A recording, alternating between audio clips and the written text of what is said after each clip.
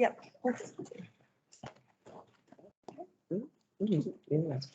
Kia ora koutou. Welcome everybody this morning to our Policy and Projects Committee meeting, 16th of August.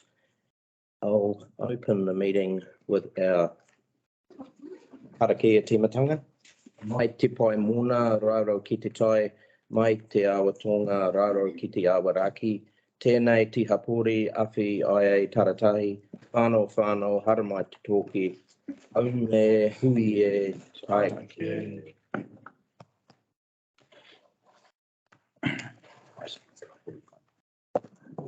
Apologies, Ura Smith.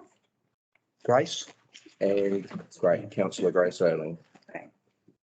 I'll move those. Any other apologies? I'll move those apologies be accepted. Thank you, Steve Dillon and Deputy Mayor Dale. All in favour? Aye. Conflicts of interest? No. Yeah, I have a conflict. 6.5 on the school connections. I'm a board of trustees member at Carterton School, and I'm noted in there as a recipient of the grade. We can note that, please, Robin. Thank you.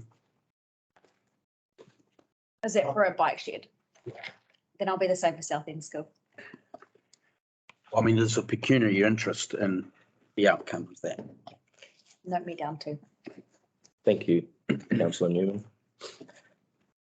Anyone in public forum today?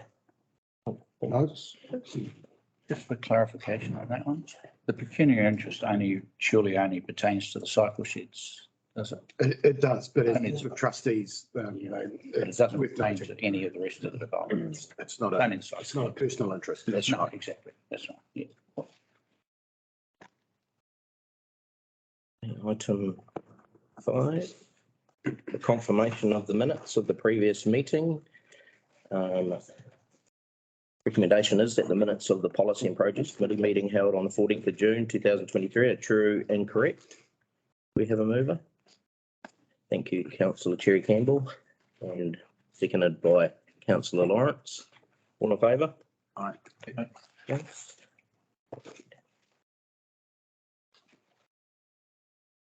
Okay, we'll move on to reports. And item 6.1.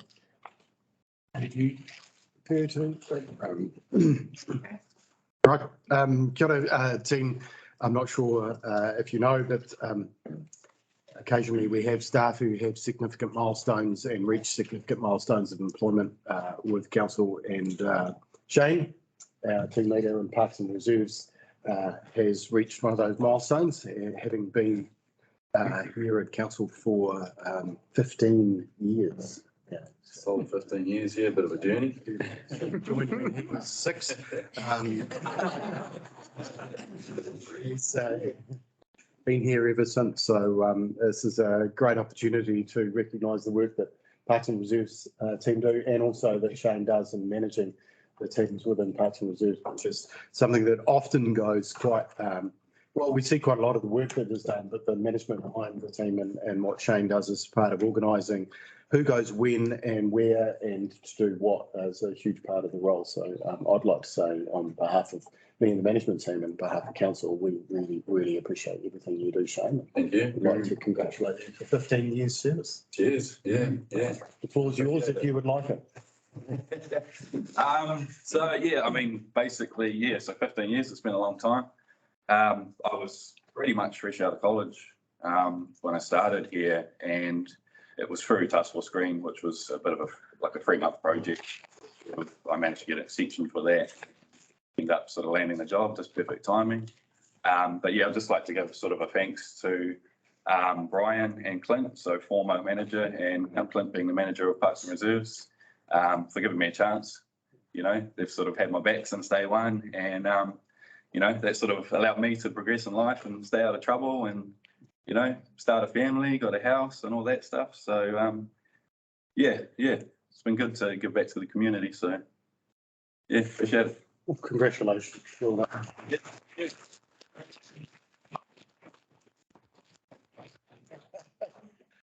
Madam Chair. You don't have to suffer through the rest of the meeting if you don't want to. There is. Coffee. Full of a seat. Yeah, yeah. We've got something openly up for me as well, so it's double bang. Thank you, Shane. Is that? Done.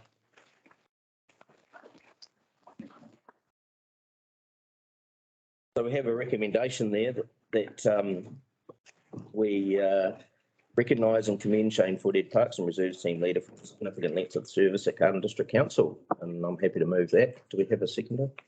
Thank you, Councillor Newman. All in favour? Aye. Item 6.2. Waingawa process project. Welcome to the table, Laurence. Kia ora koutou. Thank you, Councillor Cretney, and good morning, other councillors and your worship. So the Waingawa process water project was really birthed through this idea that we're using around 130,000 cubic meters of water there. Roughly 50% of that could be used with untreated water.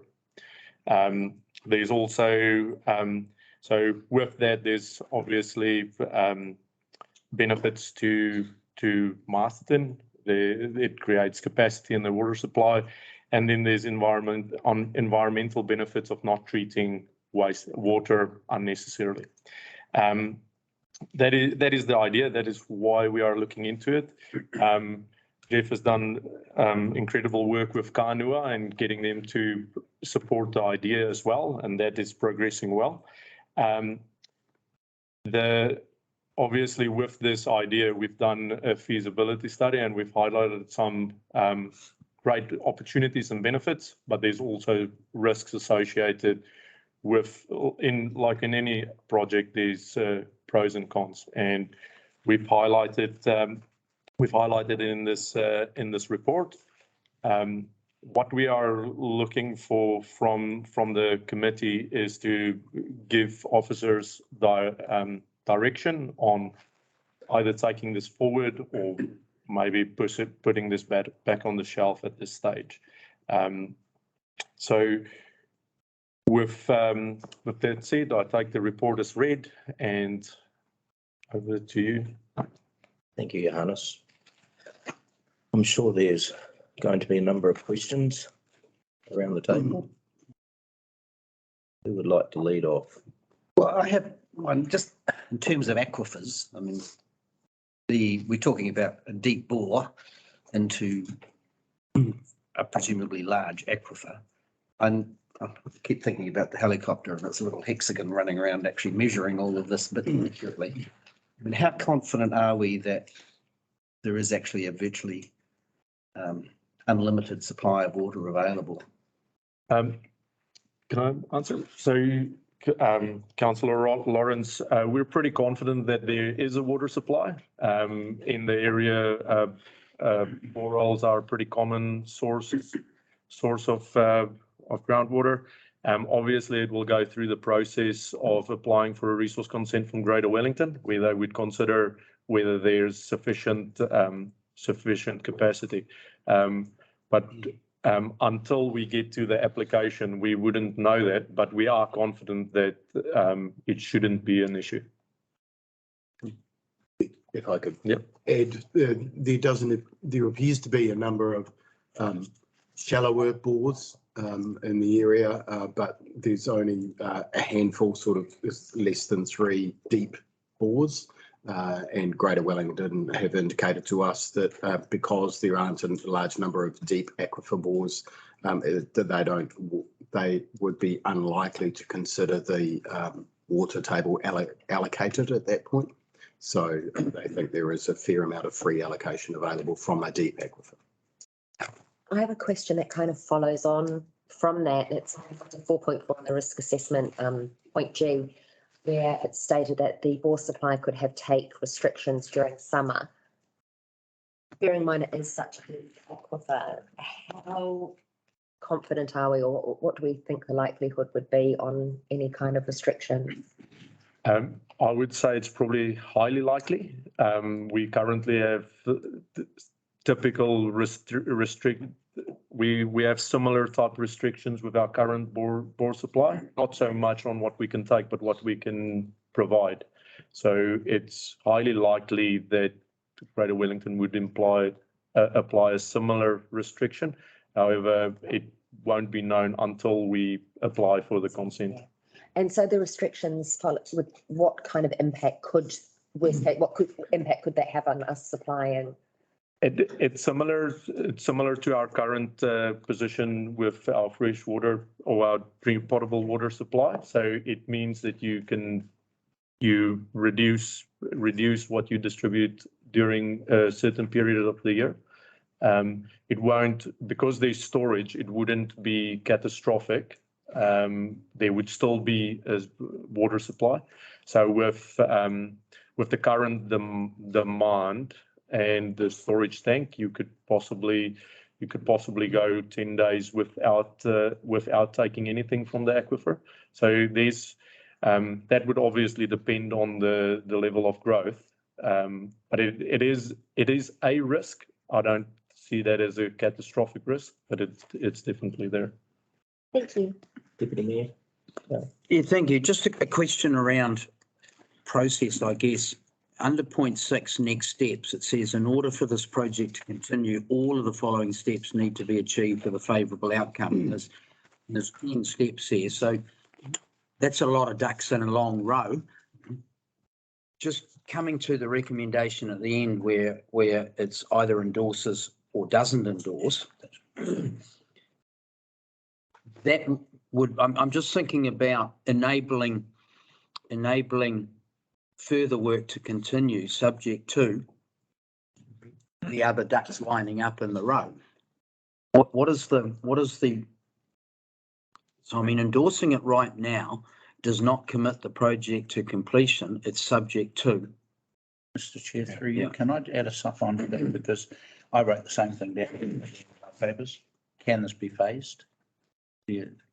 If we're endorsing, can we do that based on? Well, my understanding, we're endorsing step 1 of a long project that still is subject to. With the other Yes. So that's the way that I intended the steps, and we've spoken about gates. So we obviously have to get through all these gates once. For instance, if step 2, if we don't get a formal commitment from Mana Whenua, obviously that would probably bring this to a halt, and the similar for all the other steps. But this does give us a direction to follow through and go and pursue all those other steps. Perhaps I could, I support Johannes there. I think it's important. We are to consider we're at the start of what could be quite a comprehensive and complex project. And it's really important to outline the path forward, which is the 10 steps or the 10 gates we need to go through in order for this to be a success. Now, I don't see that any of those 10 items are showstoppers at this stage, but they may become a showstopper later on. So what we're trying to do is outline the things, if they failed, would likely turn a project from being a good idea to being a waste of time or a failed effort. So, but we expect as project team and project manager, we expect to continuously come back to council telling you how far we are getting through the gates and then seeking and continuing approval to proceed with the next step. Because as we go further and further and further, our investment becomes greater and greater and greater. What we're not asking for is all of that investment up front. We're not saying give us $250,000 plus a whole bunch of pre-dev now and we'll go away and build the project. That would be foolish. What we're saying is give us enough approval to get to the next gate. And then when we get to the next gate and we get through that gate, we'll come to you with, okay, we need approval to get to the next gate. And I think that's the way to prudently invest toward a project that may deliver a really positive outcome, but may fail at one of 10 steps. And that may be out of our control. Can I just follow on from that? Timing, how long are the gates open? like in each of those, how long does Kanoa sit on a potential We'll application? know from Kanoa by the end of this month. Okay, In fact, I think that's what- okay. So that one is time critical. And then once Kanoa have provided the funding, we then will drop into a slightly time critical process in order to spend it. And that will be where we kick off the detailed design process and the resource consenting process and engagement with mana whenua. For example, another thing that could well kill it is if we don't have the support from Carterton District Council, the economics suddenly turn upside down and it becomes uneconomic for Carterton to bear the whole of the cost for the Wairarapa community. So, there are things that could tip this either way. But we aren't asking for complete approval for the whole project now because Okay, thank you. just want to walk you through a step-by-step process. Yeah, I think further to that is if we take a step back from this particular project, this is also the approach that the infrastructure team wants to take with all projects, the things that we do. So when we consider options for upgrades or any capital investment, we do consider the benefits and the whole life cost and all those things so that we go in when we go into a project that we've actually consider everything that we could have thought of at the time and being transparent. You wouldn't see this because Johannes and the team would do this behind the scenes because it would already be budgeted in the LTP. Yes. Whereas this is an unbudgeted project. And so what we are doing is we're taking council through the step-by-step process that we would go through normally because it's unbudgeted expenditure. Which is what we want to see. So well done. Councillor Dale. Yeah, thank you, Steve. Yeah, I think it's a great project and I do agree in principle with the project and yeah, great to be able to supply our own water source to a large industrial area. Thanks for answering all my questions. All ones that I've got highlighted here have already been answered, so I don't need to answer them. Excellent. So that's real cool. We brought Rachel along. Yeah. So that's really good. The thought, the one that we haven't talked about, the main challenge is if we build it, will they come? I'm quite sure they will come. That industrial area has got the scope to double in size, and I'm sure that a water source, potable or unpotable, there would benefit a lot of businesses that are water hungry, basically. So yeah, no, I don't think there's any problems with finding water under that area aquifer. It's just the quality of the water, and the deeper we go, the better Economics. we'll get. So yeah, I'm all for it. Thank you. Thanks, Brian. Just two thoughts on presentations we've had on recent times about the future of Wellington region. People are always talking about water and recently talking about access to industrial land. If we've got a whole bunch of industrial zoned land by a railway line in Carterton District with access to water, that seems to me a pretty significant development opportunity for the Wairarapa, accepting that it's pretty close to Masterton as well. I think it's a good idea. Comment as I was following on, so similar to Brian, I'd actually said that in addition to the proposed water supply, there's certainly the land and infrastructure available. And also noting that it is designated as the main industrial area for the whole of the Wairarapa. So we're not just looking through a Carterton lens, we're actually looking through a district-wide lens, which I commend. And also that we're now, again, looking to the future, and we're looking at making decisions with a future focus. And I mean that work that's going on, and it's really great. And I'm for endorsing this. And hopefully we can get through all the gates and they open easily without too much pushing and shoving. Councillor Gillum. I had this meeting a few years ago with Higgins and J&L at work, and they were concerned about earthquake breaking the water supply on the bridge. They're also talking about firefighting, if they had such a thing. This is all pretty much what this is. So yeah, as I say, we had that meeting a few years ago, but everyone, this is pretty much puts on board here. The only thing I'm thinking is this portable waters, 3 waters, is that going to make things murky? That's a good question that Johannes has already considered. Good question, Councillor Gallant. So because this is not treated water, it's not considered part of the affordable waters reform. And we have checked in with DIA, and they don't consider this as an asset to be transferred. Unless it makes money. Risk, however, that Johannes says and the team have identified is with the 3 waters reform occurring, we will lose our experts in terms of managing water supply. So we will have to find somebody to contract to manage a reticulated water system. How solid do you think that advice is? Because it's bizarre to me that I've already hit Karen up about the water races and why they're in. They're not in. They're not in. On the papers, today's papers. Water races are not in, and this would not be part of it. And I've got that in writing from DIA.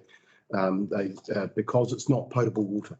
So That's what I thought. So the question, Conversation here. so that's a report in the Water Race Committee, but I can maybe just refer to it. So part of the work that's going on with the NTU is we're obviously working on the organisational design and the Wairarapa hub and what that looks like. One of the questions that they've asked us is whether they should have the capacity to do the maintenance of the water races, and whether council would want a service level agreement with the water service entity for them to maintain it on our behalf. So for the Water Race Committee later today, we're going to ask them just a bit of direction of would they want us to give advice to the National Transition Unit to build that capacity, or would we prefer to do it the way that we're currently doing? That's the purpose of that, because currently the water races are not part of the reform, and similar to the Waingawa processed water source is because it's not a treated water and not for consumption, it's not considered to be part of the reform. So the question was, That's opt-in or opting out. do we need a contractor to help us maintain the asset, whether it be a reticulated water supply in Waingawa or the water race? And do we want that contractor to be part of the water services entity because it's a water asset? That's the question. And Both those assets will remain, so this will remain a council asset, the water race will remain a community asset because it's owned by the landowners. Yep. that's right. It's not transferred. Confusing when I was reading that. Okay, got that. That's cool. Mr. Chair, I'm just wondering if we should cable Councillor Aileen's views, who gave her apologies, but actually did put through to the Deputy Mayor and myself what her views and concerns were on the paper. Is it permissible? I don't have an issue with you raising the, Well, the chair, that's your call. Yeah. it's fine by me. Yeah. I'd like to hear what Grace has to say. Yeah, so Councillor Aileen would have stated that she would vote against the proposal if she was here. And I will just paraphrase because she said to use my discretion and how much of what she said we give to you. But it's she has concerns about picking winners, has concerns that we might be seen to be just chasing the project because the funding is there and whether or not it's the right basis for doing it. Has concerns around councils stimulating the industrial zone and whether or not that actually succeeds and how that will impact on our reputation downline if it doesn't succeed. And basically saying that she'd vote against the proposal. She was there, but she's aware that the majority of the opinion will probably support the proposal. There's mainly concerns around the reputation, whether or not we should actually be picking winners and whether we should be championing a specific business proposal that advantages primarily at this point in time one business, with the hope that in time it will support others. That's just in a nutshell. Okay. I mean, kind of in reply to that, I look at Carterton developed its own water treatment plant, encouraging growth in Carterton. So, I mean, it's the same principle really, from my perspective anyway. Yeah. Deputy Mayor Williams. Yeah, I mean, I can understand Councillor Ayling's, when you look at the report under conclusion, that first sentence really, based on the above economic analysis spread over 50 years, cost and risk associated with the project outweighs potential financial benefits. So that sentence alone could make it a hard sell because, it's there in black and white. And sometimes it's a case of right project, but the timing's not perfect, But I think of a project like this as the timing's never right. And, as a council, we can't fix the past, but we certainly can shape the future. And I agree with Councillor Della and Councillor Cherry-Campbell that, in the way I operate, if you're not going forwards, then you're going backwards. And we can't see the future, but thinking about, we're just dealing with Kiwi Rail, we're dealing with a whole lot of things. But it's all around growth. It's all around managing growth. And Waingawa is likely to be the premium industrial estate in the Greater Wellington region, simply because we've got land and we've got most of the components essential to an industrial development of a large scale, except water. And if we can deliver unlimited and inverted commas, non-potable water for any type of operation that we can then go out and market to and attract, I think it secures the future for the Wairarapa. So for me, having policy and projects committees support at this point gives you the key to all those other gates. Yep. And I want to see it back here as often as necessary. Not for us to critique it per se, but to help get the project over the line. Yeah. So thank you.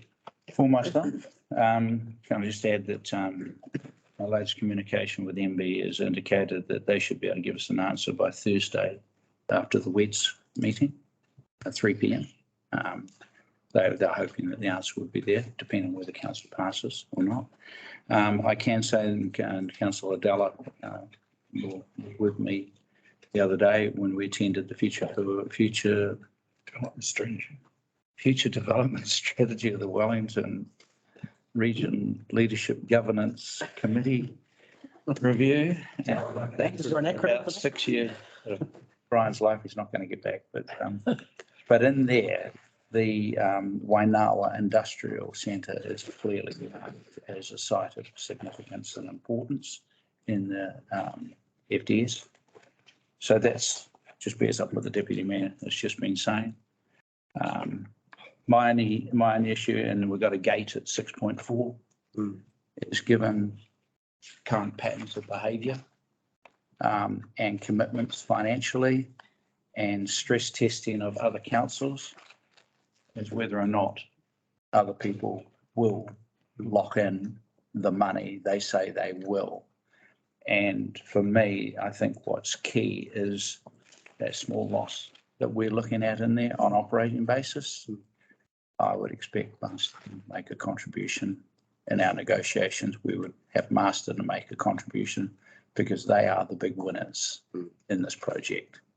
And so it's that fund that it's there at gate 4, we have 6.4, but let's see what happens when we get to that point. I look forward to your help with that one. I will be strong on that one because it is, as Councillor Cherry-Campbell has said, this is a Wairarapa asset. So our proposal is to share the letter that I gave with you and this paper with Masterton District Council to allow them to table that in their council meeting. Thank you. Thank you, Johannes. I appreciate the paper that you brought to us. It's, very, very good. My comments are, I think you put enough in there. I don't really have any questions, and everyone else has asked enough questions on my behalf, if I can put it that way. I think thinking about future consenting, and there could be any amount of issues thinking forward 5-10 years with getting resource consents to put a bore down. I think we should be taking advantage of this to try and protect our future growth in the pastoral area and for the Wairarapa. But I also look at it like we're helping Masterton District Council with their water resilience. So I would hope that they would definitely be on board with this, and I think they'd be crazy not to be, considering their water losses are around 45%, I think it is. So this would certainly assist them in that regard. But we'll move on to the recommendations, and I'll take the first one. Receives the report. Do we have a mover for that? Councillor Cherry-Campbell, seconded by Deputy Mayor Williams. All in favour? Aye. And the second recommendation is that we endorse the project. Do I have a? Happy to. Just before council vote on endorsing the project, one thing that projects and policy can't do is authorise additional budget. So that delegation hasn't been passed from council to this committee. So by endorsing the project, we will then come to the next ordinary council meeting seeking about $50,000 worth of the capex in order to progress to the next gate. So I would just like to table that with council to make a decision on this paper. Thank you, Jeff. And the CapEx is loan funded. The That come from the reserves. Yeah. So it's a relatively small amount of capex, but it's the piece we need to get to the next gate. And because it is unbudgeted, we will need to come back to council for that. Okay, we've had Councillor Cherry-Campbell move that we endorse the project, seconded by Councillor Della. All in favour? Just a question. Could you do that subject? Does that need to be subject to the gateway tests at Para 6? Question. I thought that was clarified earlier when it was said that we're endorsing it to go to the first gate, and at each gate will then, that's what the endorsing means, the movement to the gates. Clear.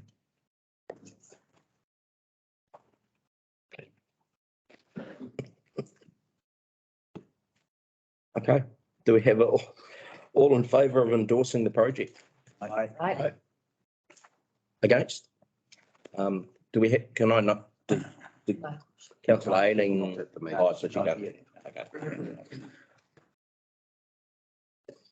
Right, well, that was unanimous, so thank you, Johannes. Thank you, Chair. And she might have changed her mind after she heard that. That's what say that. Okay. 6.3, speed management plan consultation. Thank you, Chair. Firstly, I would just like to congratulate our comms team that did an amazing job with this consultation process.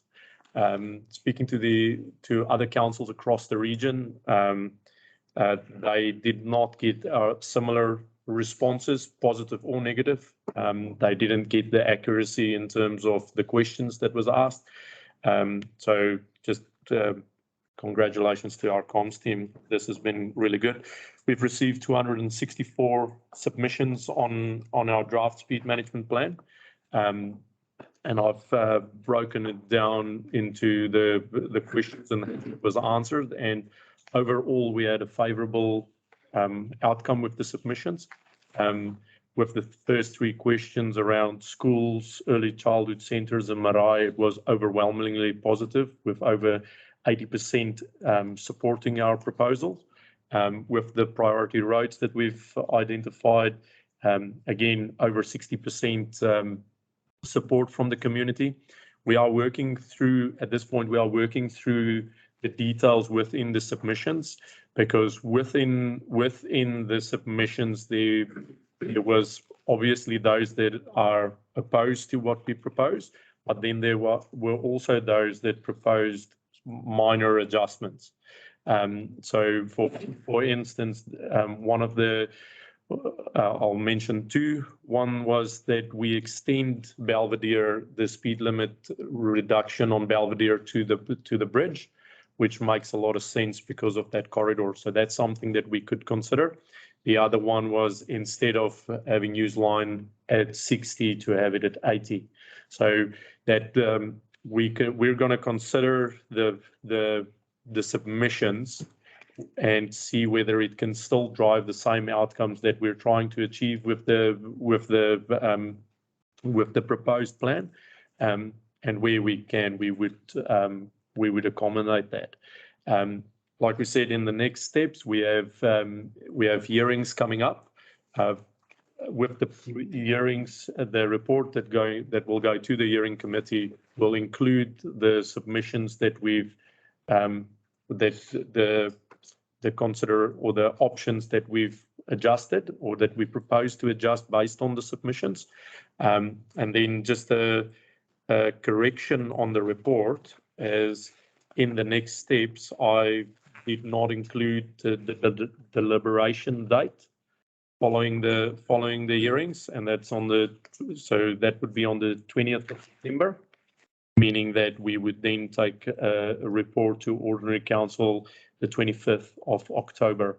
So if you can just note those changes. With that said, I'll take the report as read and open to any questions.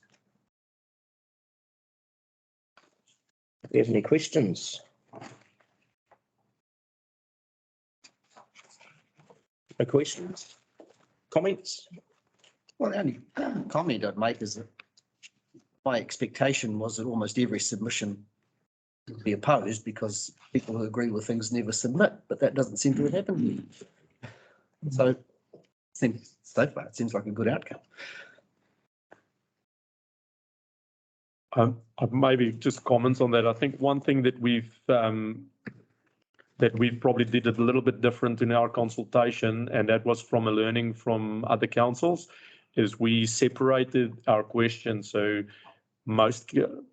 typically councils ask, do you agree with our priorities? We've separated our priorities and gave people the opportunity to comment on the individual priorities. So we separated a priority for schools, one for early childhood centres, and priority roads. So if we were just focusing, if we had a overall, there would be probably more that would have been against. So if you look at the, even though we have 264 submissions, all of those submissions didn't submit on every question. So I think, and that's why I want to commend the comms team for the way that they did this, because it gives us a true indication of what the community or the community's view on our proposed plan. Giannis, you interested in your thoughts around the question 6 and the gravel road, which was a kind of a late entry to the consultation. Yeah, I think so. Obviously, that hasn't been there wasn't a positive support around that. I reckon it's possibly because those that drive the gravel roads most often are very comfortable with the gravel road and don't want to see any changes. Are there 43 people that live on the Slope Road? And that's the other thing. There's some gravel roads that I've heard over my time in Carterton. I've heard a lot of questions being asked about the speed on those gravel roads, and there was no mention of those specific roads in this consultation. So that was interesting to me. But I reckon from a community, the most of the comments around the gravel roads was, I don't have an opinion, I don't know, I don't care, those kind of things. So But we did ask the question. There were those in favour of reducing it. But overall, I believe we did get a response from the community. How many don't knows and don't cares with it? Well, the fact that 264 people made the effort of submitting and either left that question blank. So that gives you an idea of probably 200, almost 200. 200 didn't care. answer. Didn't answer it. There's the issue. How does that, Johannes, how does that fit into balancing those results if that doesn't get changed to the criteria that you have to follow? So we would, with the draft speed management plan that we currently have, we did not include all gravel roads. So we would leave that out at this moment. When the speed management plan comes up for review again, we would probably ask the question again. But at this stage, based on the community feedback, we would not go any further with it.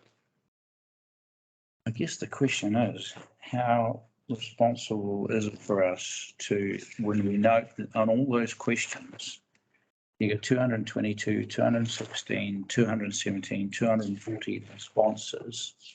And on this one, where you're talking about a winding road, over hills, rough ground country, heading out to Flat Point, you've only got 50, we've got 56.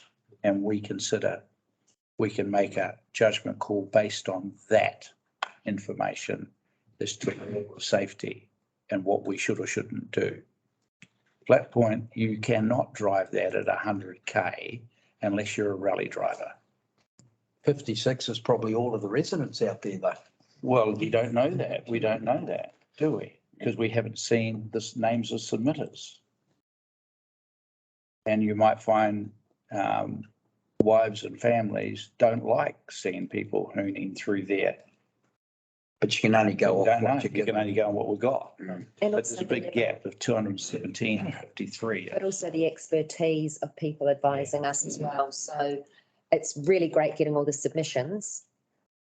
And in that instance, especially on gravel roads, I think I would prefer personally to go with experts Yeah. who know what the quality of the road is, and that's their job. The people at Perry's Road, that gravel portion of that, how many accidents we had there? We had 4 recently, and we've had at least 1 death. And that's almost straight, except for that dog leg. Picked up in deliberation. So it comes back to Councillor Cherry-Campbell. So Yeah. we've asked the question whether you want to be heard at the hearings.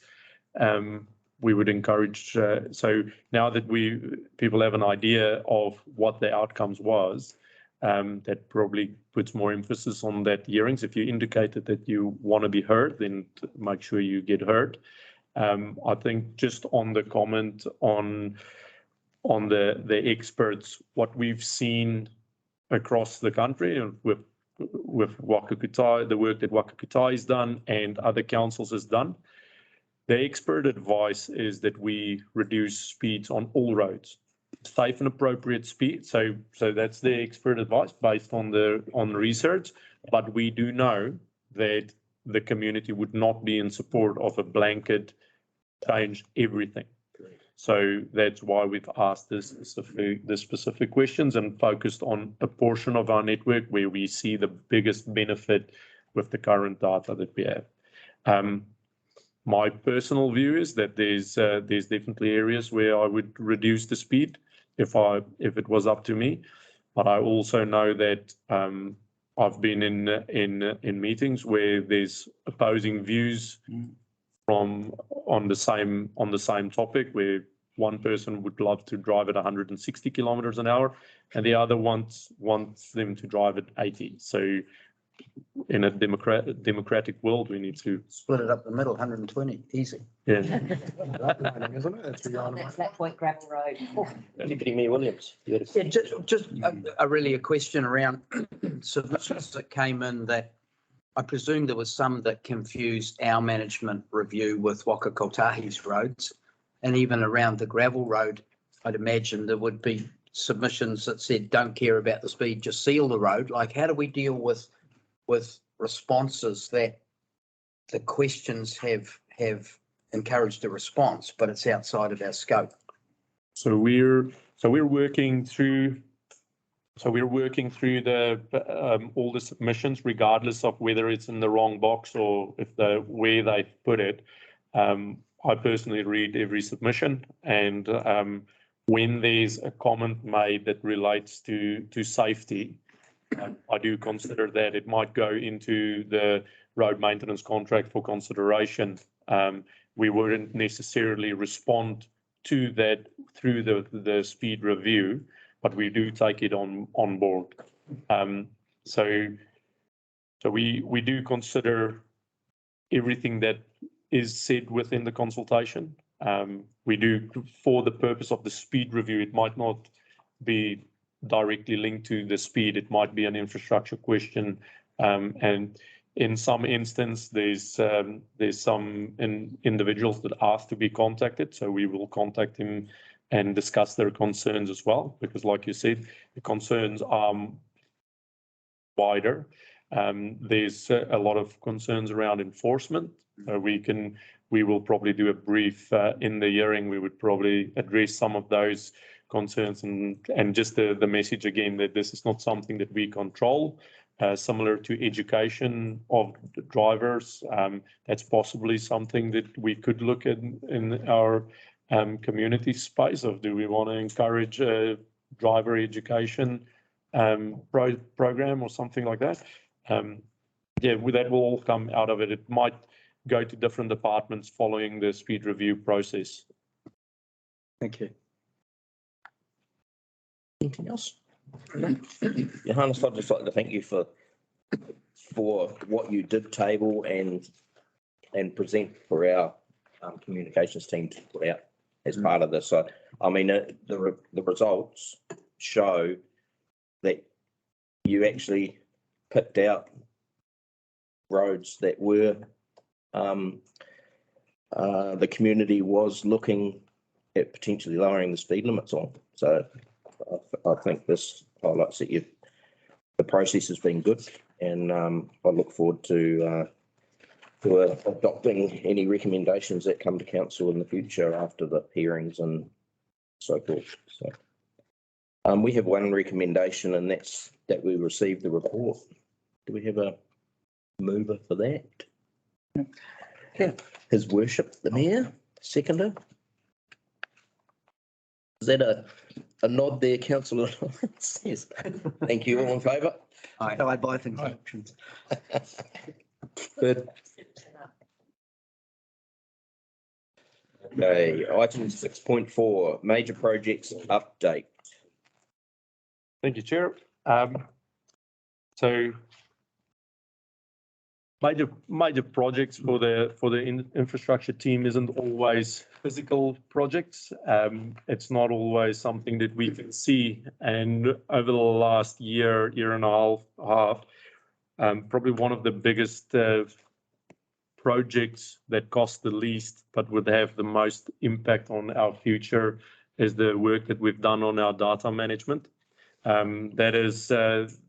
That has been one of Ruslan Rias's sole responsibilities of improving the way we capture our maintenance activities onto our assets. And he's an exceptional man. He built an app over a weekend to make GIS an asset finder and our staff's phones communicate. It was exceptional.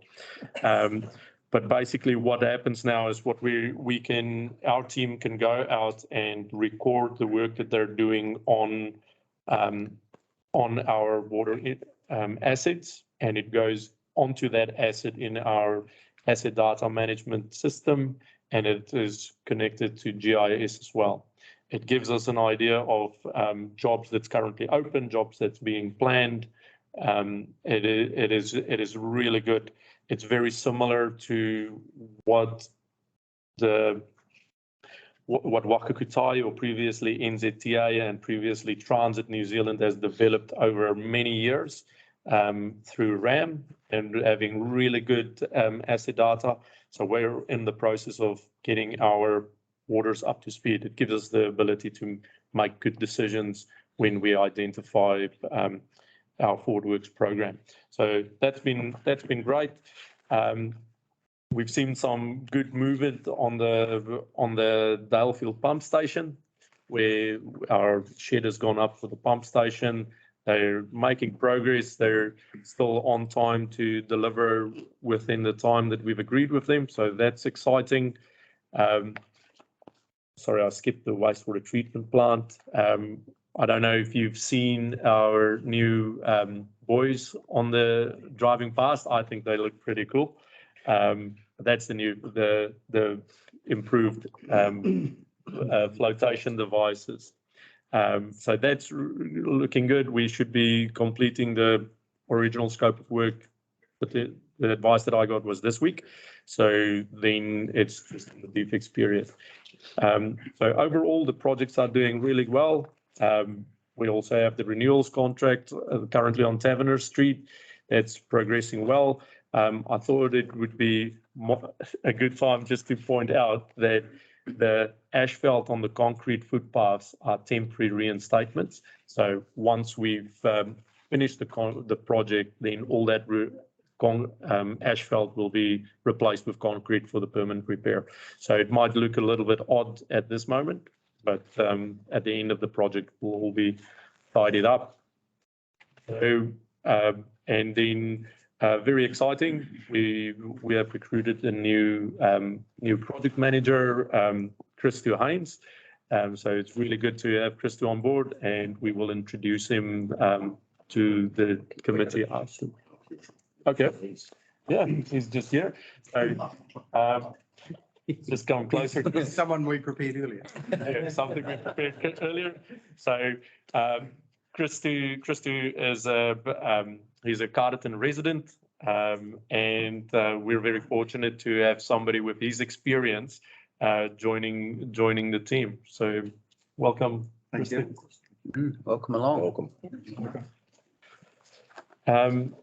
With that, I take the report as read and open to any questions. Johannes, I'll start the questions off. Just the app that's been developed, and with Three Waters taking over, are we able to sell the app at quite a considerable? Do we have the IP on it, you mean? I think so. I think I'll start further to a conversation that I had with other council's representatives yesterday. At the beginning of our work on the transition, we always said that we will plan and continue to deliver service as if the reform will never happen. So we will make the best decisions that we can, and we will build the best quality that we can. The same with this. If the reform for some reason doesn't happen, this would be great for our team in the future. In terms of selling it, I reckon we could probably, I think there's similar projects that are products that's being used across the country and across the world that we could buy at a premium that will deliver the same outcome. I don't, even though it's great, I don't think it's out of the, I don't think it's necessarily unique. It would have its pros and cons. So I don't think we would be able to sell it to the water service entity. Perhaps the benefit for Carterton in our community is it's saved us a lot of money. Yes, that's probably the biggest benefit for us. It also, the other thing is we don't have control over the systems and products that the water service entity will use. We suspect that they would want to have a uniform approach on how they deliver water across the country. But obviously, if they do have an interest in our tool, then we will definitely negotiate with them, but it will be very expensive. Excellent, that's what I want to be. Questions for Johannes? Okay, I have another one. Johannes, just I noticed apart from the buoys and the reservoirs, They were diving platforms. I was just curious to see that pond 2 and 3 are chocker blocker full of water. Is that stormwater? No. So the reservoirs are being used as they're planned to use. So what we're currently working through is so we're busy with the monitoring of the consents, the future consent conditions. So for that, we hold on to the reservoir for at least 10 days to see what type of reaction we get in the water. And then we manage the reservoirs as we need to. So the idea of this, the reservoirs, is to give us the ability to discharge when we want to, or to give us more time. So sometimes when the river levels are low, we can't, under the consent, discharge to river. If the moisture levels in the ground's too high, we can't irrigate. So having that 200,000 cubic meter of storage gives us the ability to wait it out. If we were expecting a cyclone next week, we would probably clear the reservoirs. Okay. I was just surprised that they were full this soon. That's all. I thought they might have taken a period of time. So we've got sufficient treated effluent to fill them up. There's enough wastewater to top them up.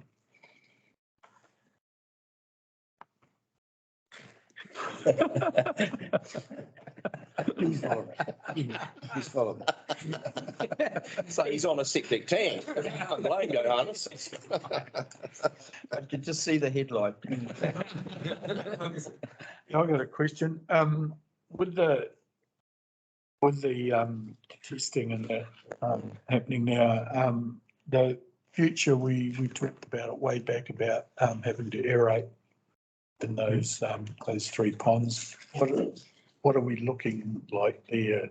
Johannes, is it too early? I think the testing regime takes roughly 12 months in order to set a benchmark with Greater Wellington. Does it? I seem to recall. So the testing, we require 6 months of testing, but to the aerator, we have, that is still something that we are thinking about, of whether we need it. At this stage, we don't. It's not an imminent risk at the moment, and that's because we don't anticipate to have have treated effluent in the reservoirs for an extended period of time. The new aerators that we've introduced to the wastewater treatment plant oxidation ponds has been working exceptionally well over the last financial year, with very minimal odors. So that's still where we get our most treatment. The treatment that happens at the reservoirs is a secondary and an added benefit in terms of treatment. So if it does become an issue, we would consider adding aeration to the reservoirs, but we're not there yet. Cool. That's good. That's good if we don't have to.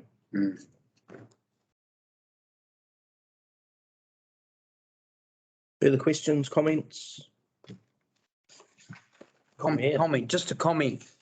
I just want to acknowledge, Johannes, in the last couple of months, we've had an opportunity to go and talk to residents about various infrastructure issues in and around the village, and Johannes has not just provided information, but come along as well. And I'll tell you that people really appreciate your honest and straightforward approach, and the fact that you're accessible and willing to, answer questions and respond in a timely fashion. I just want to acknowledge that it's well received. So thank you. Thank you. And I can confirm that after my 2-hour meeting yesterday with the said gentleman, the family. Yeah. It's good. Just as an overview, Of those looking generally across the village at sewer mains and laterals, we've been engaged in replacing laterals and mains over a period of years. How do we look going forward into the Three Waters when all this will be someone else's business from there on? What percentage should we still have we covered? Do you have an idea? In terms of renewing Yeah. our reticulation network, Yeah, particularly in the older parts of town. I reckon, so I can come back to you with a specific number, but I would be inclined to say that we've probably only scratched the surface. Yeah. So in terms of a reticulation network, especially the age of ours, it is generally old and needs replacing. So we've prioritized, we've identified our current forward works program that's been identified in terms of sewer and water. We've identified High Street, Brooklyn Road, Taverner. That's just a few, and it'll take us probably 5 to 10 years, whether it's us or the water service entity, to renew all of that. At the same time, every year our assets gets older. Our pipes feel every trimmer. We don't, and we all know that there's thousands of trimmers throughout the year. So there's always going to require work with a reticulation network. You're never going to get to the end of it because it's similar with roads. You continuously renew, it continuously deteriorate, and that's why continuous investment will always be required. What I do know through the work with the water service or the water reform is that we're not, with the challenges that we've had in the past year through I&I, we're definitely not alone. I think every council has that challenge to a certain degree. We are working through the areas that we believe we would have the best bang for buck, but that would be a continuous process. Thanks. No, thank you. Okay, we have one recommendation.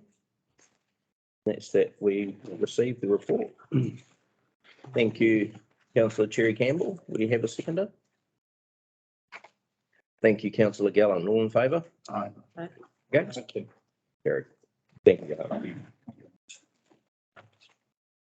Item 6.5, transport choices connecting Carterton schools link. Welcome to the table, Kirsty and Ben.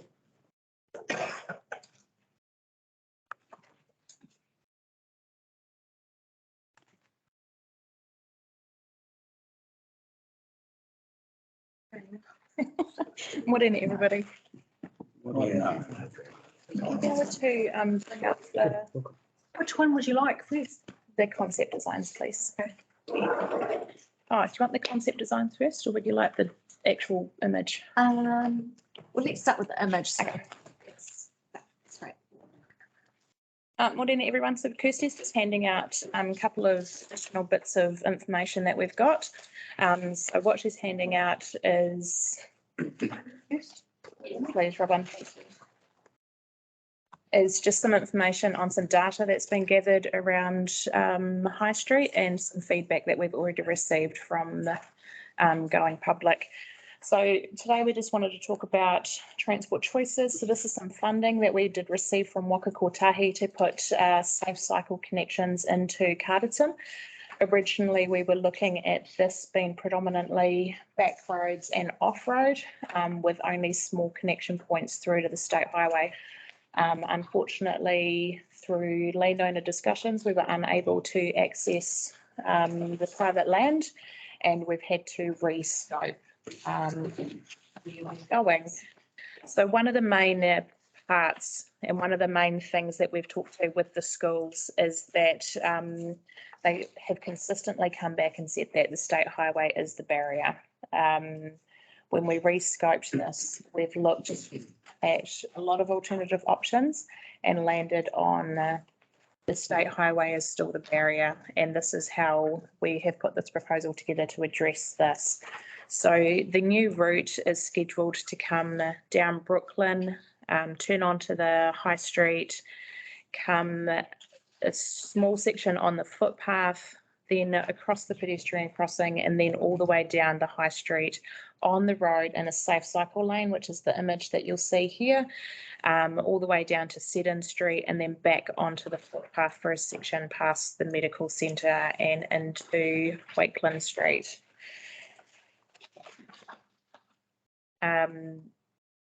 So where we've got to with that is we're currently out for engagement at the moment. That started on the 7th of August. We went out and Kirsty and the team have been speaking to businesses along that stretch.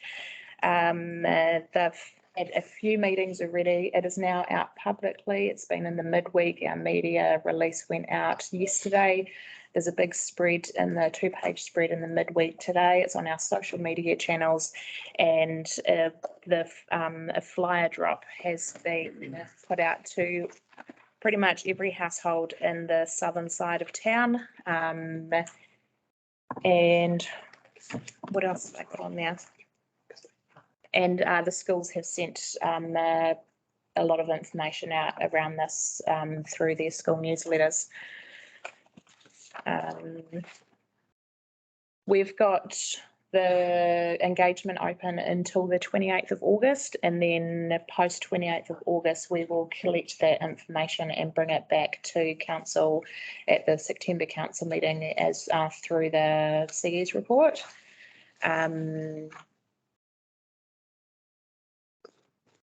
Anything else before we jump into questions? Is there anything else you want to highlight? No, I guess, sorry. The image? Yeah, so the image is just an example of what we are looking at. So it's a bi-directional cycle lane, which means you can go both ways, both north and south. We're separated by a concrete separator, similar to what's in the picture. The high use driveways, for example, Roseneath Village, medical centre, you know, those high use driveways where there is a lot more traffic going through are highlighted in green. So they'll be painted. There'll obviously be directional signage, a lot of, directional signage to guide users on the pathways and so forth. So yeah, that's the image, and we can bring up if you want the actual scheme designs. So the scheme designs are now currently on the website as well. So just on the tab for transport choices, anybody can now get on and access these concept designs. Go to the next page, please, Robin.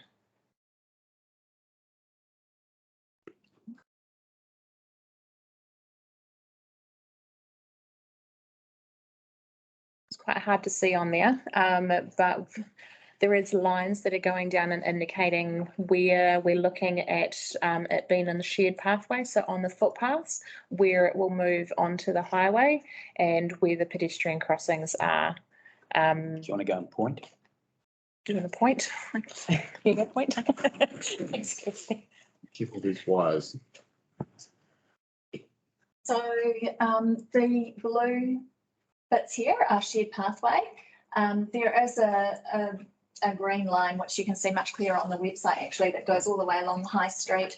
These blue sections here are pedestrian crossings. So what will happen is traffic will still have priority at the intersections. So the pedestrian crossing will be set back slightly from the actual intersection, clearly signed, and probably with bump outs around the corners. So that's with the people that know way more about design than me.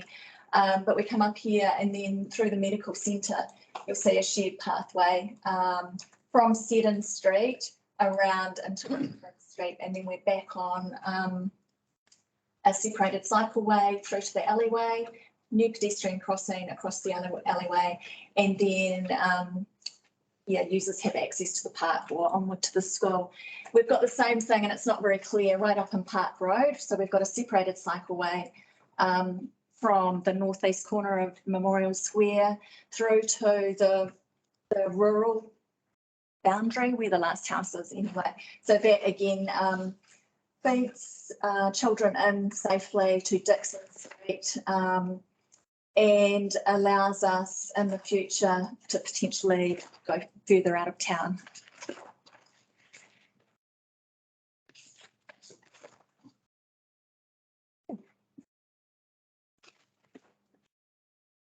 We are happy to take questions. So in the picture before we got this, you had the cycle two-way and then you had the separation and then you had cars parked. That's not what we're proposing here though, is it? It is not. So it'll be footpath, cycle lane with the barrier and the road. Yeah. Yes. So there's the shoulder along State Highway 2 is about 3.2 metres wide. So it allows us to put that separator in, have enough space for bidirectional cycleway, and maintain the existing carriageway width. There will be a loss of parking on one side of the state highway where the bidirectional cycleway will go down, parking on the other side of the road. And also, as Kirsty pointed out, around the corners of the state highway, the parking will remain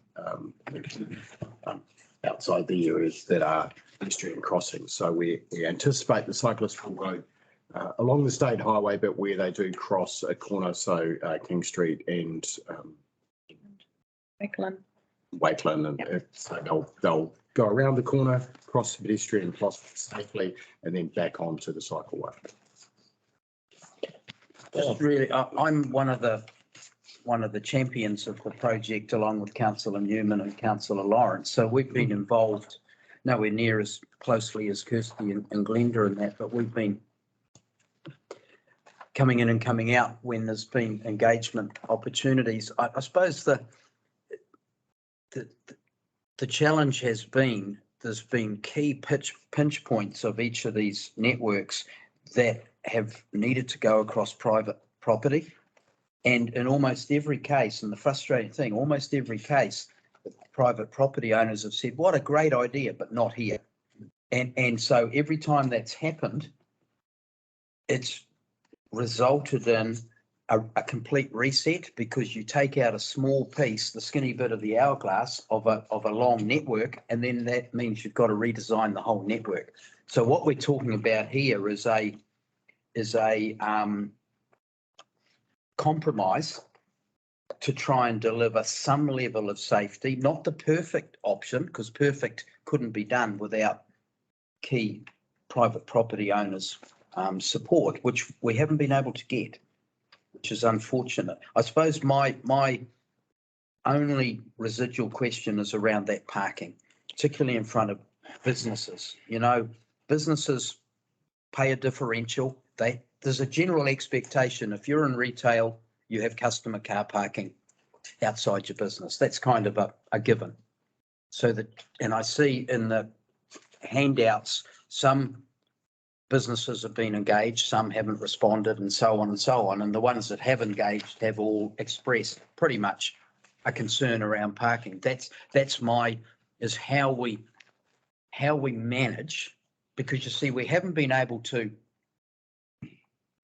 force or make private property owners come to the party with us. I don't want to then default to forcing businesses to give up not their parking, but an expected level of parking in order to get the compromised option through. You know what I mean? I want to treat the businesses with the same courtesy as we've treated the private property owners and get something that delivers a level of safety, but at not too great a consequence. If I can, that way. Do you want to respond? No. Sorry, there wasn't a question amongst that, but it was just really expressing that in order to progress this, how do we bridge that parking challenge? Yeah. Yeah, so we're meeting and we're working with those particular business owners. So just to reiterate, car parking remains outside Southend Kindy, and there's no change to the parking outside the medical centre. So the businesses that we're working with at the moment are Owl's Attic, which is open on Saturdays and Sundays. And we have talked to the High Street Dairy and have tried to make contact with the other organisations and property owners along that section, but they've not responded to a couple of emails. We walked around town yesterday, the High Street, and went into a lot of the shops. And, you know, generally the feedback's been really, really positive, but we do need to work with those business owners, and there are possibly some design options. So the idea of this engagement period is to seek feedback, to make sure there's nothing out there that we don't know about that we need to consider in the design, which will be best known by those property owners, and to look at solutions that's going to work for everyone. Yep. So it then goes back to the designers to work into the detailed designs. That's good, because the benefits are still there to be accrued. You know, as I said, I do have a conflict, but I know the schools are excited to benefit from the Wakakote investment with their bicycle sheds, and also the potential to free up more walking and cycling options in our community is still an admirable goal. One of the other things that I'd like to highlight is that, where are we? Going down King Street. So St Mary's School is on King Street, and we're not suggesting that the cycle lane go down King Street. St Mary's have said that they would like the cycle lane to go down Howard Street, which has got Ponatahi and Southend on it, and they can access from the back. So that will keep King Street open with parking on both sides of the road as well, which is quite close to those businesses.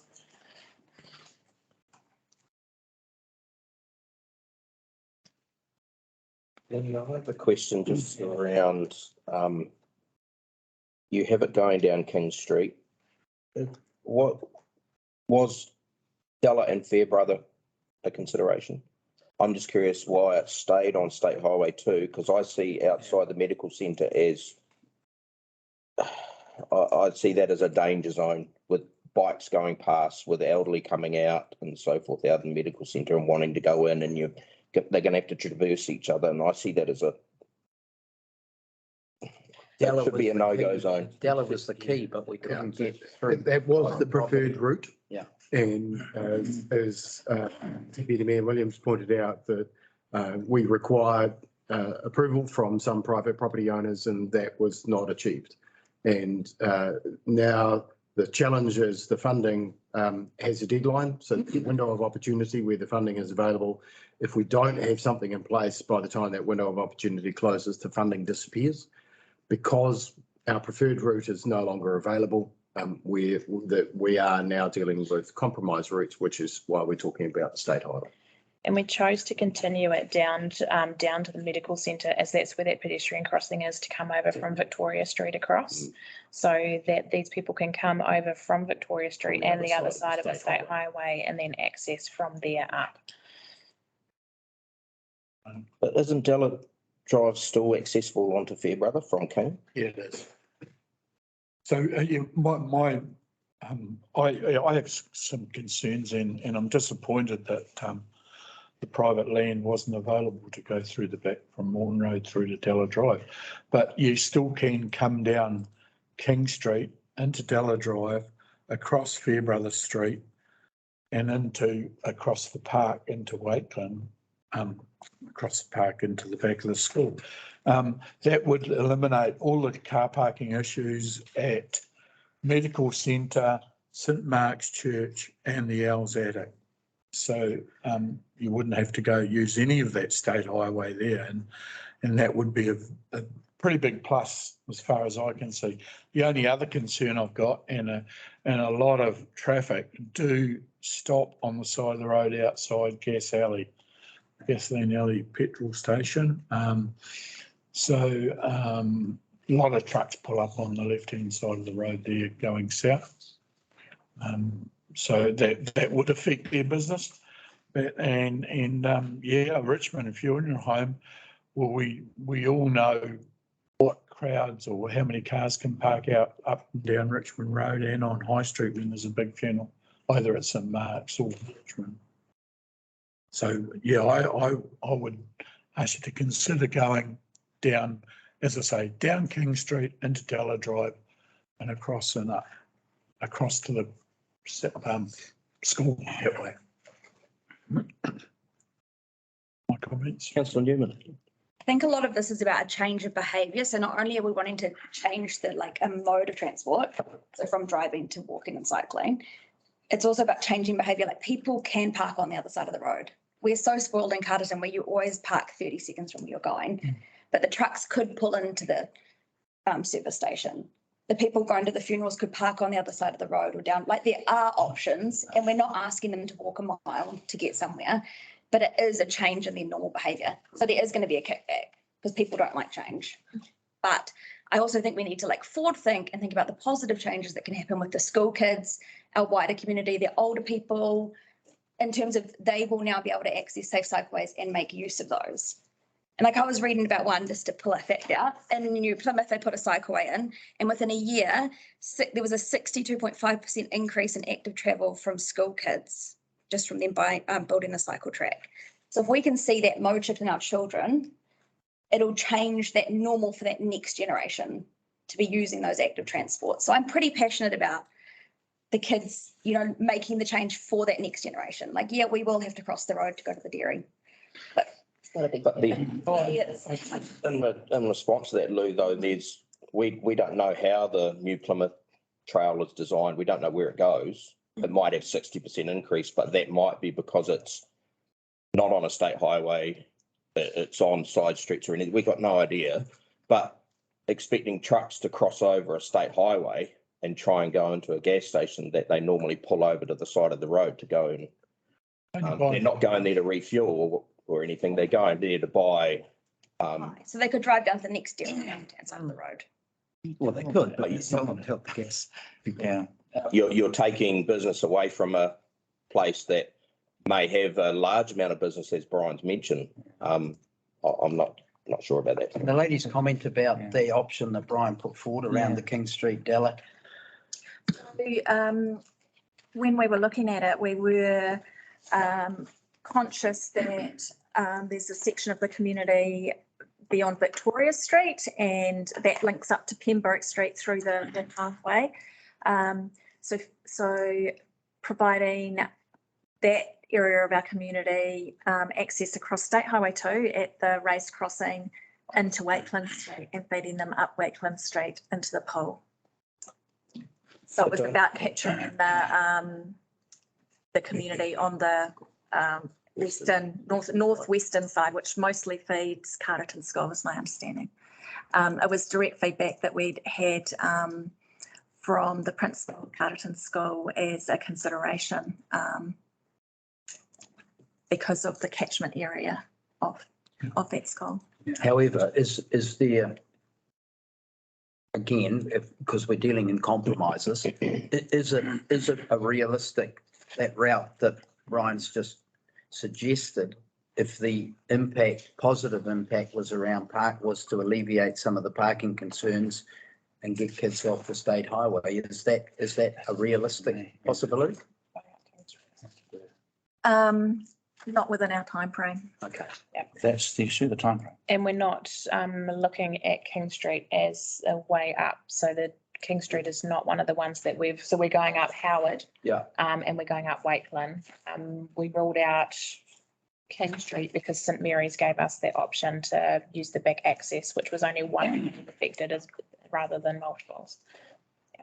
I guess we do need to be mindful, team are mindful of the time restraints on it. Otherwise, if the funding goes, then it's not going to happen at all, is it? So. Yeah, okay, we've got time constraints, but surely the biggest, we've got to get this right. And to get it right, if it takes an extra period of time to do that, I think we've definitely got to investigate it. The funding will disappear? So the Investigate. Yeah, the timeframes for the Kotahi are very tight. They need this funding used and they need these projects completed by 30th of June next year. Otherwise, they have said that we do lose the funding. There is no carryover for options. We have to have detailed designs done by the 30th of September. I think this is in line with elections and everything else that's going on. So the designs have to be done by 30th September and we have to be going out and doing procurement early sort of October and then getting this built by 30th of June. So the risk for us is if we don't go ahead and we don't get our final designs done by 30th September, we do lose that funding. I've got a month to do it. Yeah. My concern here is the scope shift and what was originally a proposal is now being jerried and rejigged because of the money which we've been allocated and we don't want to lose. The danger in that is we end up pushing through something that generates an everlasting backlash. Once we start digging and laying and we reduce the size of the carriageway, I'm puzzled as to why we don't have artist impressions in those images. I don't want to see a picture of Nelson or Wellington or anywhere else. I want to see an artist's impression to scale of what that looks like on State Highway 2, so I can see how much of the carriageway is, or parking is actually being utilised, how the carriageway is affected, and that's what I'd expected to see in these things actually, as opposed to the other stuff. So I don't have that visual and in my head. I share Councillor Cretney's concern that, or the Chairman's concern that the very point where we're taking kids off the footpath, because it currently isn't footpath now. I think it's very smart. It is smart given State Highway 2's problems. But we're taking them off the State Highway, off the footpath, and putting them back onto the footpath at the very point where elderly people are going into a medical facility, maybe on crutches or on a walking stick, or just, being vulnerable. And that just seems like a bit weird to me. And why? Because we're choosing State Highway 2 because these other things have fallen over and these other options don't seem to be fitting. I'm just going to, I know the backlash that will come, not necessarily during submissions, but once construction starts and then once people get the full impact. There's a lot in this report. There's a lot of data in there, and I have to confess, with everything that I've got on my plate, reading through all of that to fully comprehend and understand the report is not possible for me in the time that I had it. And so I just keep finding new things and then new questions. Looking at those stats, 400 students, 45 cycle, 11% from Carterton School, St Mary's 28%, which is higher. But I've got no indication as to what those numbers look like in winter and whether or not those kids who say they do ride to school, parents say they do have their kids, do actually take them in the car every time it's raining. The fear I have in here is we go and build something on State Highway 2, which is the most controversial route, without picking one of the other suggestions, is that then people in the school holidays who can't park their car, their families visit, they can't park their cars out front, businesses get a downturn in business, then we start to get the backlash and say, look, there's no kids on the damn cycleway. Between the time that the school goes in and school goes out, those car parks are gone and there's no kids on them. That's the sort of thing that will come back at us. And I am aware that unlike New Plymouth and Christchurch, there are places where they're going to dig them up because the backlash has been very severe and the particular council has decided not to take them out again. I don't want to be in that position down the line. I guess for me then, and I will keep reading all of it, including Five Towns Trails, because there's a lot of information in there. But it's just that State Highway 2. I'm conscious of a logging truck that tipped over. I don't want to see the logging truck tipping over on a cycle. I'm conscious of the number of accidents. We have recently had an accident where two cars hit and one rolled in High Street down that end. I don't know what the overlay on the cycle is of the accidents over the last 15, 20 years. But then this may well be in here and I haven't had a chance to really go through it in detail. State Highway 2 worries me. I just wish I'd been in the negotiations with the other option. Maybe I could have talked some people around, but State Highway 2 is a serious concern to me for a cycleway. And I don't know where I go from here. And it is all because of the scope shift. It is all because we couldn't get that other route. And that was all set to go. But here we are, clock ticking, and now I don't know what to do. That loss of those car parks, the impact on those businesses when customers say, oh, well, I'll just keep driving and I'll go somewhere else now. Yeah, those things. The thing outside the medical centre, those concern me. And it all comes back down to the timeline, doesn't it? It comes back down to we've got to make a decision, make it quickly, and we're going to lock in State Highway 2. And I just have huge questions. I'm not comfortable with State Highway 2. Councillor Newman, sorry. Sorry. If I can just add that we had to go through a really robust scope change exercise with the Transport Choices team.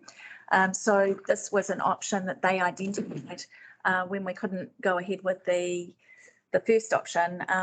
The actual safety engineer that we've been working with actually suggested State Highway 2 because the data had shown that it is the greatest barrier. And so, yeah, just to put a little context around that, the Transport Choices team are really happy with us using that. And yeah, so we've gone through that scope process. If we had to change scope again, we would not have time to go through that process. So we can get the detailed designs done. Councillor Newman.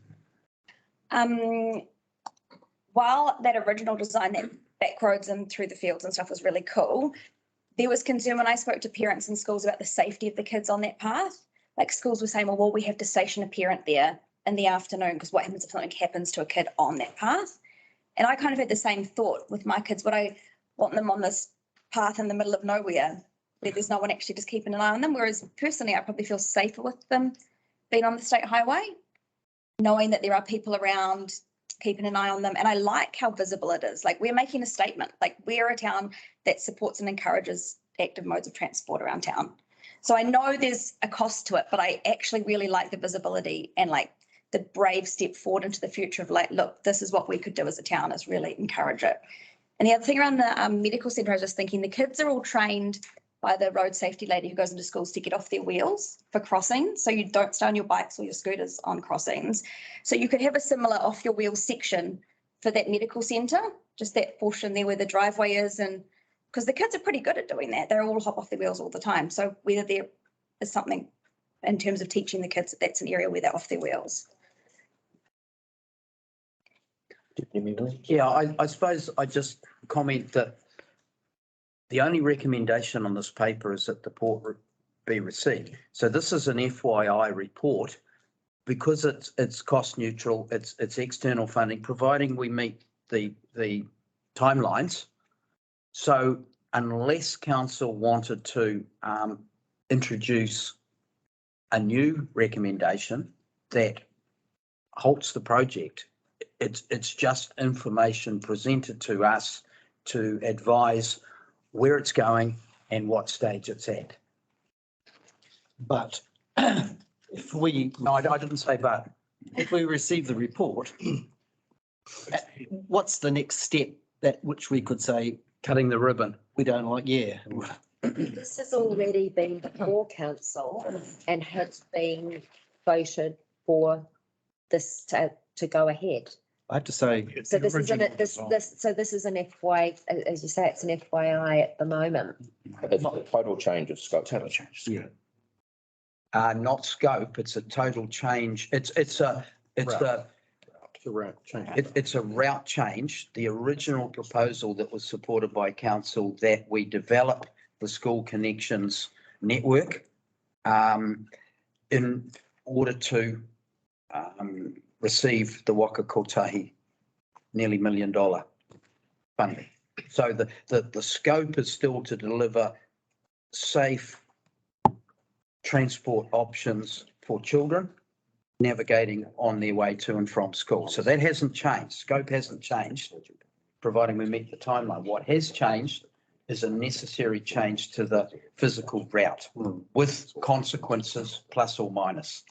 And therein, that's where the issue is. Yeah. And that's whether people want to. And I guess that's, you're looking for that trigger as to. Well, I've been involved all the way through, and I still don't know, at this point, don't know what to think. And I think I made a comment in an email to everybody, which no one reacted to, so they may have read it. Where it is, we have potentially got closing the crossings situation without having Kiwi Rail to blame. This is entirely on us. And I'm slight, I guess, and I understand the circumstances. I'm not blaming anybody because of the money and the time and the negotiations and with the. It's just that we've got to a situation where we haven't really got the opportunity to sell the overarching future benefits of having a cycle-friendly, climate-saving, much fitter town. Kids not driving to school, all that sort of good stuff.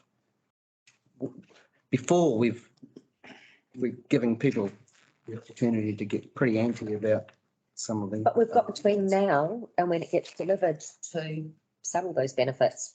But it's out for consultation now. It's in front of. No, it's not out. It's out for engagement. Yes, well, And therein lies the next step.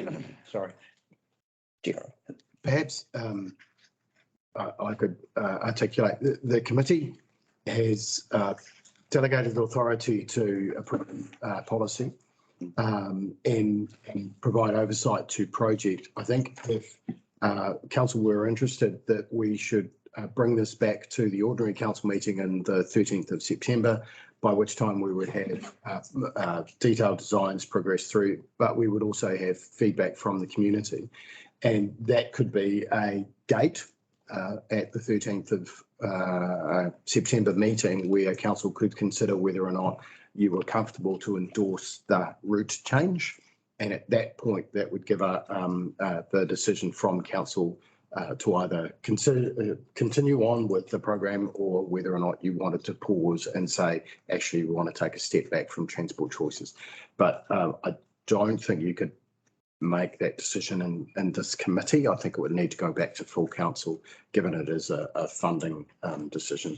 Then we would need to be really crystal clear to the team about what the questions are that the team would need to answer in order to get a decision on that day. Yeah. Mm-hmm. Not just leave it for the day and rely on emotion to carry the day. I think it would be a decision around the route change. And if there was support for the route change, then we would carry on. If there was not support for the route change, then we would have to go back to transport choices and say bets are off.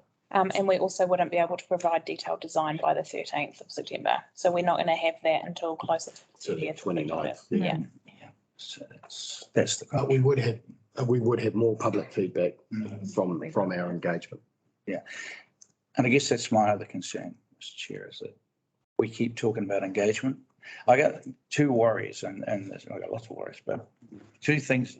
The areas where I think we could be accused of being hypocritical. One, the use of the engaging with choosing to engage and not consult, particularly when we're talking about the affected properties on State Highway 2 or any affected properties, because there is a feeling out there that citizens don't understand the difference between consult and engage. They think when we put out a document say we're engaging with the community, that what they offer up is going to be taken into consideration. It's not, and under the term engagement. So that worries me. The second point is that we've been pretty hard-nosed on Kiwi Rail and Waka Kotahi right now and insisting on evidence and data.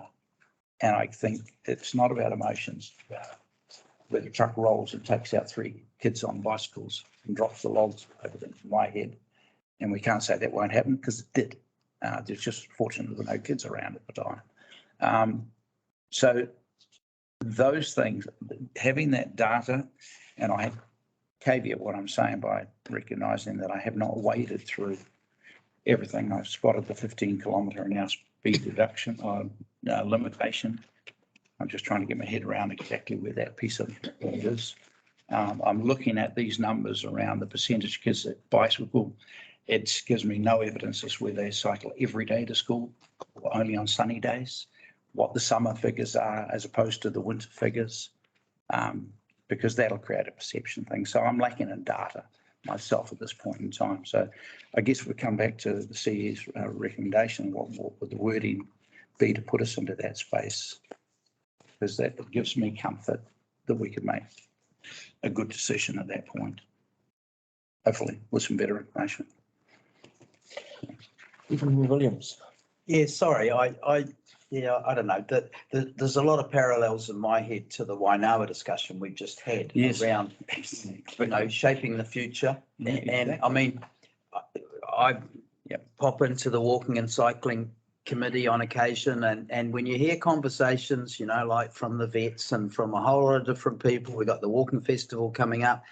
People are saying out in the community around sustainability, around giving climate change options, giving transport options. People are saying it. Even those who, like me, don't cycle are still saying it. We know it's the right direction we need to be taking for our community, for future generations, for all of us. Otherwise, if we don't go beyond talk, then it's only talk and nothing ever changes. And yes, I know this will have potentially consequences for some, but I completely tautoko Councillor Newman. If we defaulted to do nothing because of challenges on putting things in place, then we wouldn't do anything. And I would relish the opportunity to work with the community forwards to achieve the best possible outcome, which I think is still possible. And let's face it, $1 million contribution from Waka Kotahi into our community to enable this. If we just dreamed this up next year outside of the Waka Kotahi offer and decided cycleways were a great thing, we'd have to find $1 million. But I think we should be front footing it. I think if I could, I think you're taking the view that everyone's opposing Deputy Mayor. If you want to talk about people taking bold decisions and acting against the overwhelming tide, a tsunami of protest, you're sitting inside one of the people who made this decision to build this place. So I don't need conversations around future forward thinking, actually. And I do take the parallel of Waingawa. That's about looking to the forward future and how to create.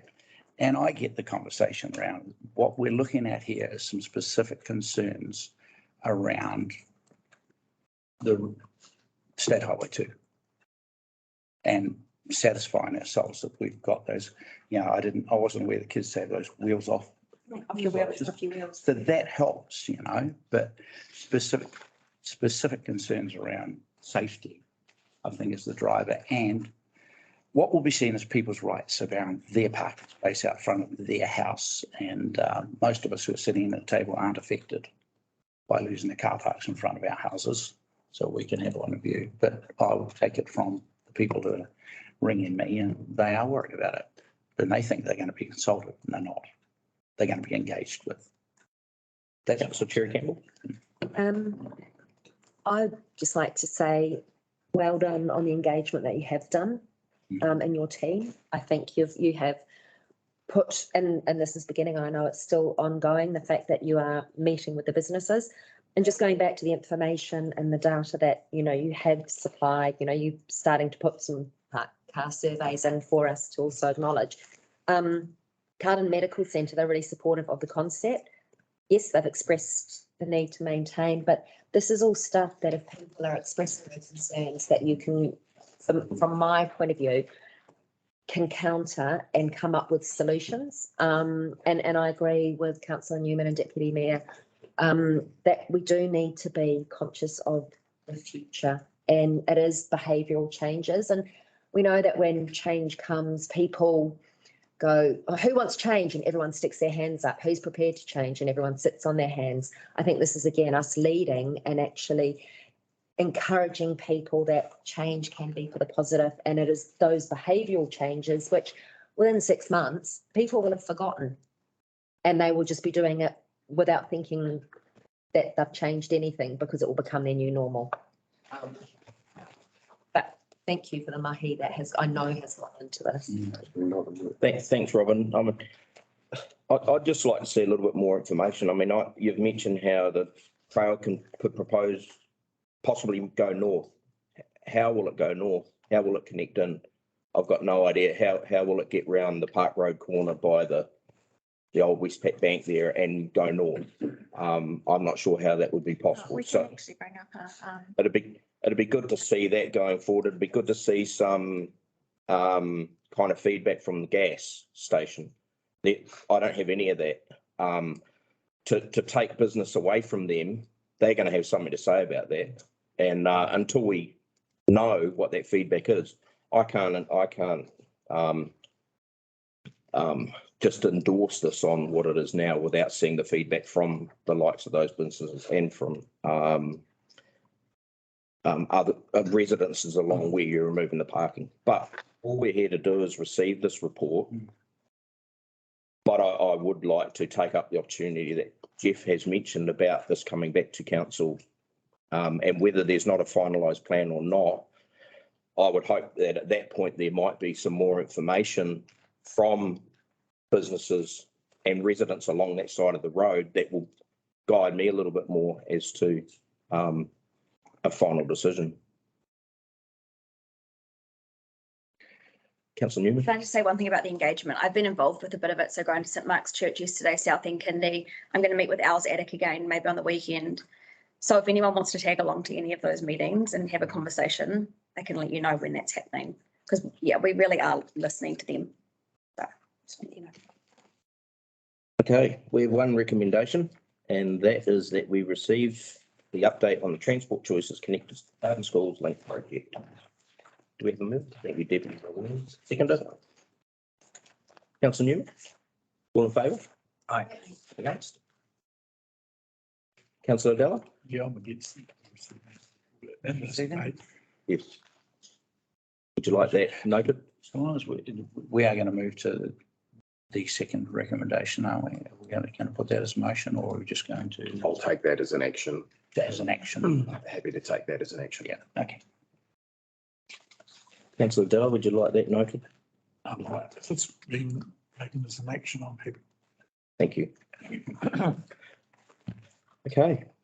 Thank you, Glenda and Chris. Item. Mr. Chair, before you move on, I do want to compliment this. There's a lot of work in here. Yeah. And there's been a lot of work going on over, not just this year. So I just want to pay my respect to the team for that. It's a lot of, but and I'm anticipating he'll come, but congratulations on it. Oh, thank you.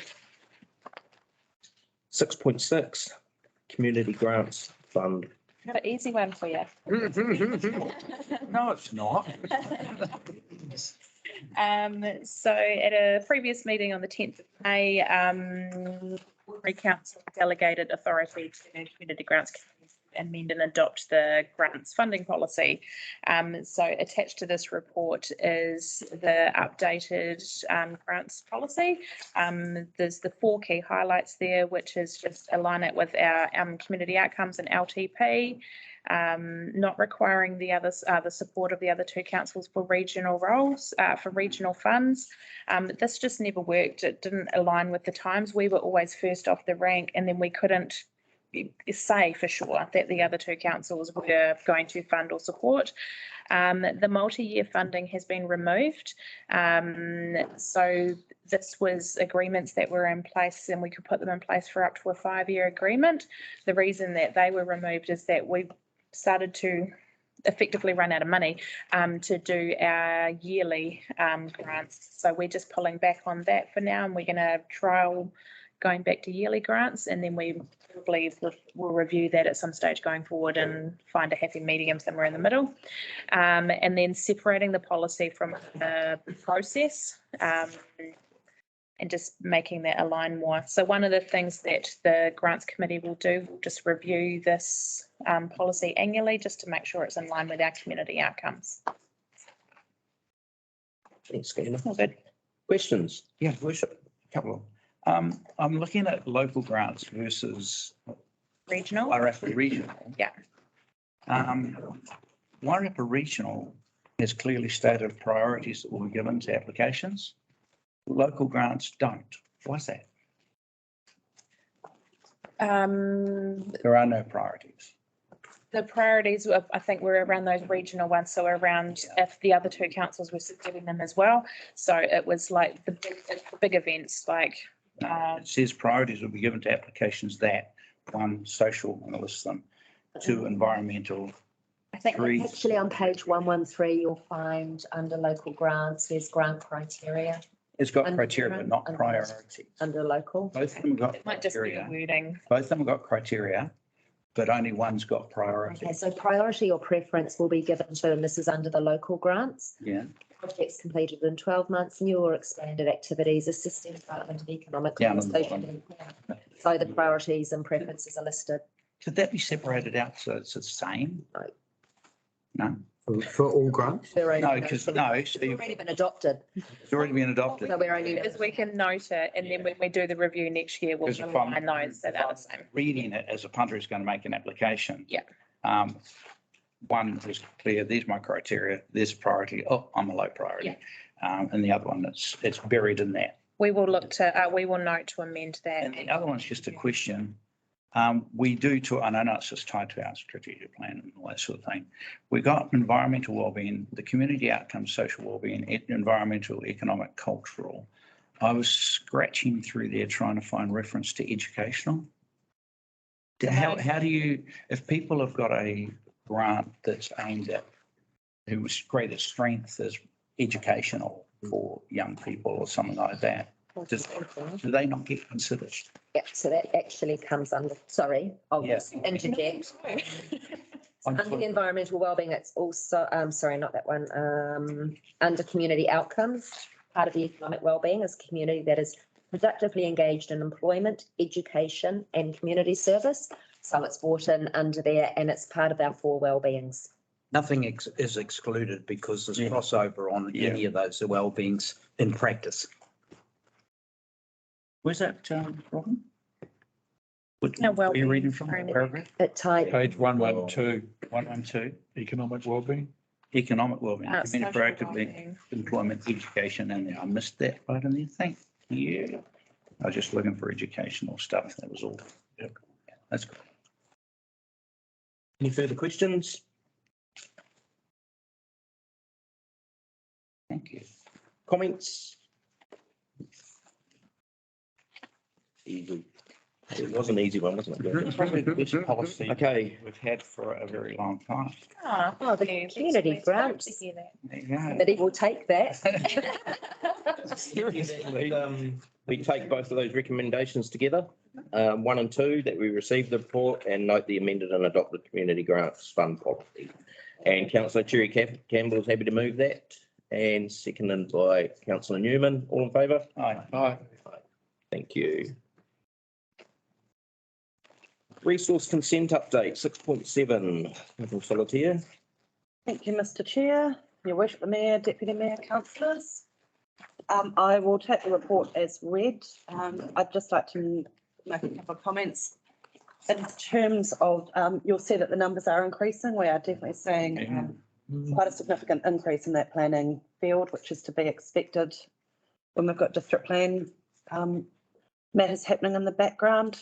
And I will happily answer any questions in relation to any consents that you might want to ask about.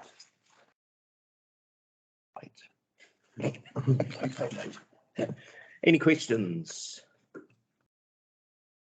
Only just to fill me in with some more detail, just because I've read through them all, but number 5, flood hazard management area. Yep. Yeah, because with a lot of discussion at the future development strategy, a lot of discussion in the COVID and the cyclone recovery governance meeting around. Yep. Help me, Jeff. What's the term? Land reclassification. Managed retreat. No, It's it's a special fund. It is the land classification. Classification thing, and I see the flood management area, and I know Last one. you explained, but just talk us through how, are there any danger spots in there with these other things that are going on? Going to give you, No, the Act does tell us that we need to look at Yeah. flood hazard areas. And this one, the district plan says, anytime you're creating a new lot in a flood hazard area, it goes to a discretionary activity. This is a large farm, and like most of our farms that are on along Cornwall Road, Norfolk Road, we have terraces. And every one of those ones down the bottom of the terraces are generally a flood hazard or erosion hazard. So that would be a no build zone, full stop. Yeah. This farm, if you look at the size of it, this is a typical example of where actually subdividing a lot where you've got flood hazard isn't actually an issue, because it's 136 hectares and taking 2 4-hectare lots off that are well clear of this flood zone, that are up the top, that are unproductive land. So there's absolutely no risk unless the cows. out there. Yeah. It's good. I'm just looking forward to this buyback where some councils are going to be involved. The solar farm, talk a little bit around that. I think it's somewhat self-explanatory that it's a very small scale community solar farm.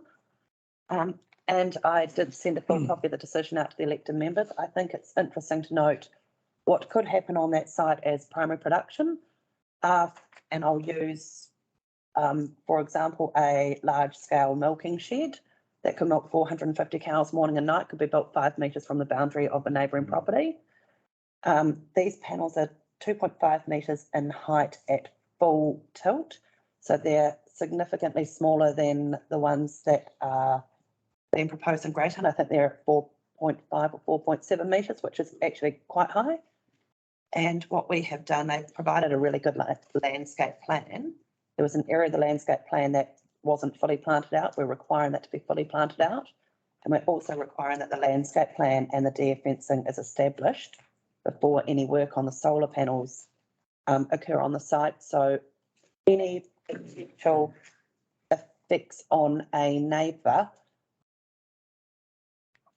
their only effect will be, oh, I can see some deer fencing, which you could have deer fencing in a rural zone, or I can see some native plants.